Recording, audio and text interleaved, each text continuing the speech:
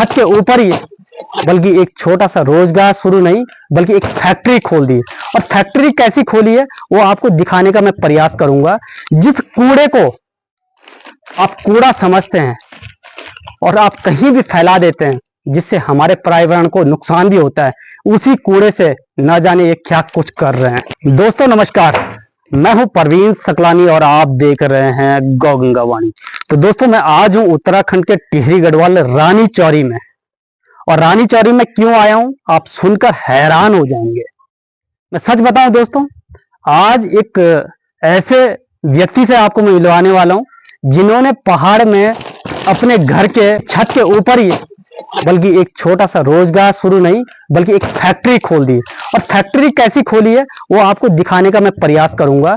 जिस कूड़े को आप कूड़ा समझते हैं और आप कहीं भी फैला देते हैं जिससे हमारे पर्यावरण को नुकसान भी होता है, उसी कूड़े से न जाने ये क्या कुछ कर रहे हैं।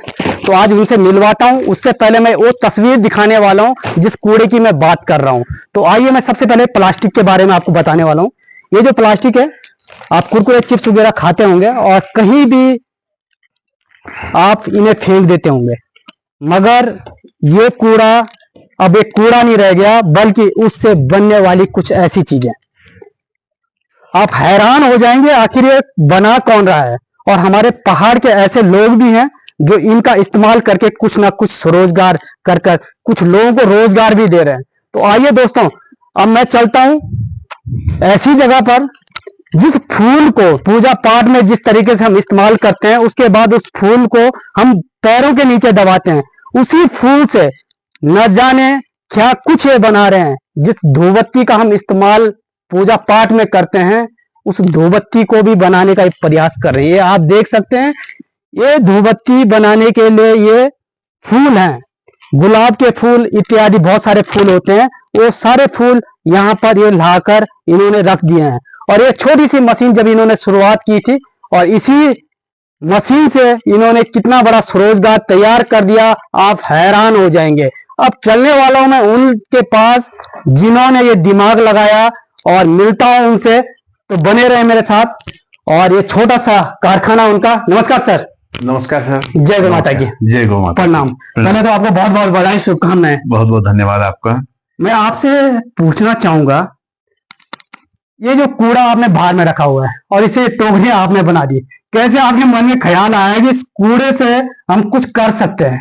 जी जी, दरअसल में यहाँ पर हमारा धूप अगरबत्ती का भी काम है और यहाँ पे कुछ महिलाएं आती थी जी, जो कि कुछ ना कुछ इससे लगी रहती थी कि हम इससे कुछ छोटी मोटी चीज बना रहे हैं। जी जी जी। तो उसके बाद फिर हमको लगा कि क्या हम इसका और अच्छा उपयोग कर सकते हैं। जी जी जी जी। तो इसकी आज टोकरियां बन रही हैं, डस्टबिन बन रहे हैं, आप देख सकते हैं, फूलदान है, पेनदान है, बहुत सारी चीजें। तो हमको लगा कि एक तो अभी ये मुफ्त में हम लोगों को मिल रहा है जी, और इससे एक तो पर्यावरण स्वच्छ हो रहा है और फिर कुछ महिलाओं को रोजगार भी मिल रहा है। तो एक बात बताइए, ये जो कूड़ा आपको मिलता कहाँ है? आप रोड से उठा के लाते हैं या कुछ लोग आपको ये कूड़ा भेजते हैं? कुछ इसके बारे में जानकारी देंगे? जी, सबसे पहले तो हमने क्या किया कि अपने पड़ोसी, जो हमारे पड़ोसी लोग हैं जी, हमने सबसे कहा कि आप इधर उधर न फेंकें, आप इसको एक लिफाफे में इकट्ठा करके हमको दे दें। तो उनका सबका सहयोग रहा, उन लोगों ने सबने हमको इसको देना शुरू कर दिया।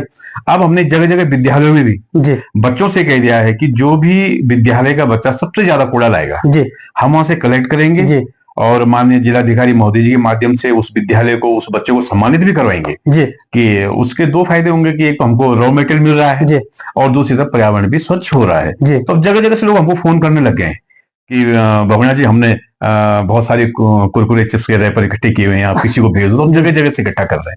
जी, मान गया आपकी बात। तो बातें भी करेंगे और भी कुछ इनका है जो जहां पर इन्होंने बना के तैयार करके रखा हुआ है, जहां पे इन्होंने छोटी सी फैक्ट्री लगाई है, उस फैक्ट्री को भी देखने का प्रयास करेंगे।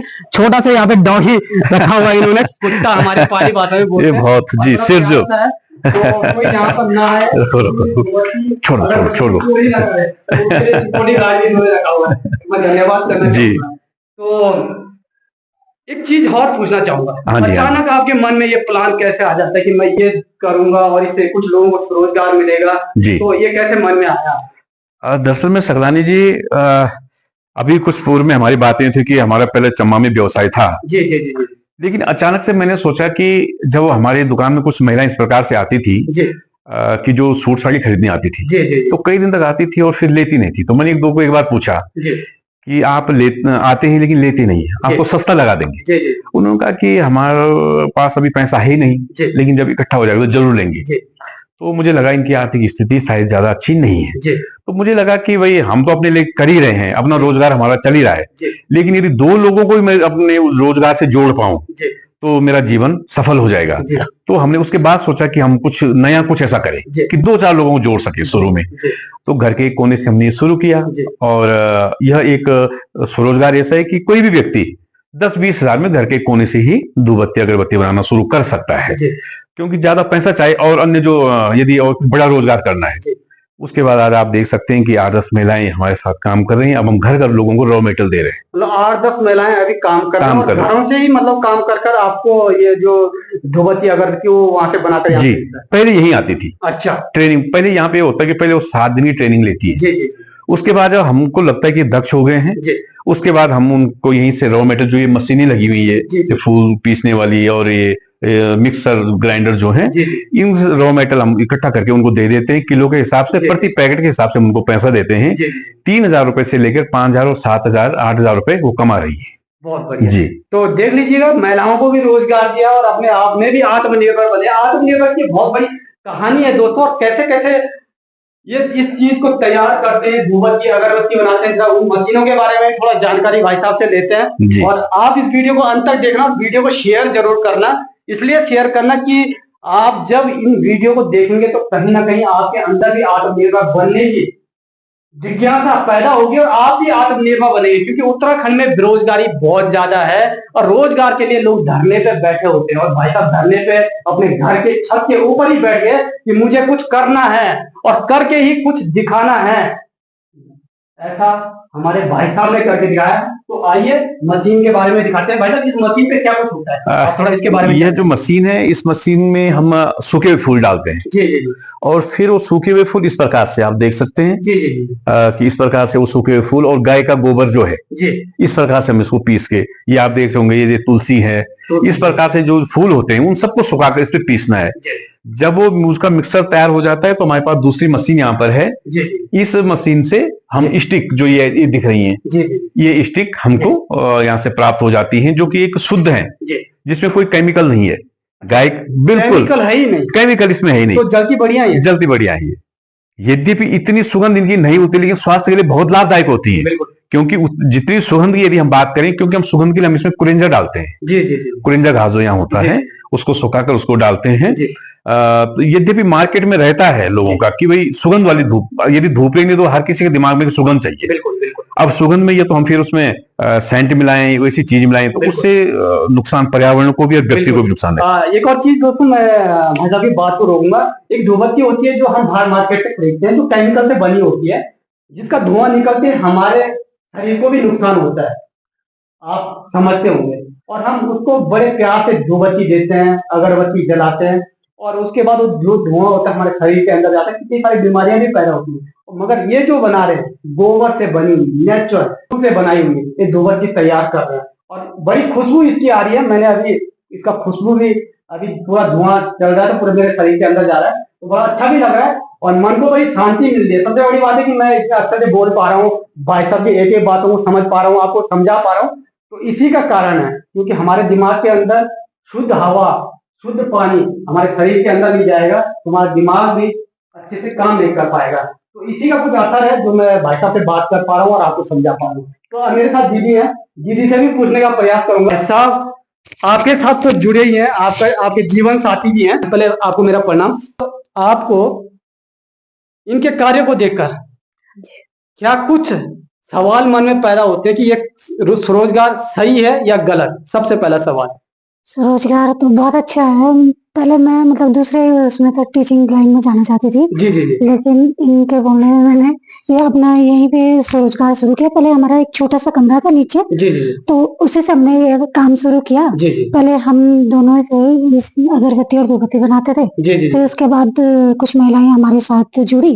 तो ऐसे धीरे धीरे करके हमारे साथ 14-15 महिलाएं जुड़ी, और काफी अब मतलब समूह के उससे भी जोड़ना चाहती हैं कि इतना अच्छा आप लोग काम कर रहे हैं, तो हम भी इस काम में आपका तो आपको खुशी भी मिलती होगी जब भाई साहब को अच्छे अच्छे पुरस्कार भी मिलते हैं, सम्मानित भी लोग करते हैं और इतने लोग जानने भी लगे, तो आपको वो भी खुशी मिलती होगी। मुझे बहुत अच्छा लगता है और मुझे ये भी अच्छा लगता है कि इन्होंने इतना अच्छा काम किया है और समाज में बहुत ही अच्छा काम कर रहे हैं और लोगों को जागरूक भी कर रहे हैं कि इस तरह का आप लोग काम करो और पर्यावरण को भी शुद्ध करने का भी काम कर रहे हैं। देख लीजिएगा दीदी ने भी क्या कुछ बोला और कितने खुश अपने परिवार के साथ हैं, 2 बच्चे हैं और हस्बैंड है जो इतना अच्छा काम कर रहे हैं और समाज को एक अच्छा मैसेज दे रहे हैं, अपने लिए नहीं बल्कि इस काम को कर कर उन लोगों को भी कहना चाहते हैं कि भाई आप भी शुरू करिए, इसमें बहुत बेनिफिट है और बेनिफिट के साथ साथ हम अपना रोजगार भी कमा सकते हैं, कहीं रोजगार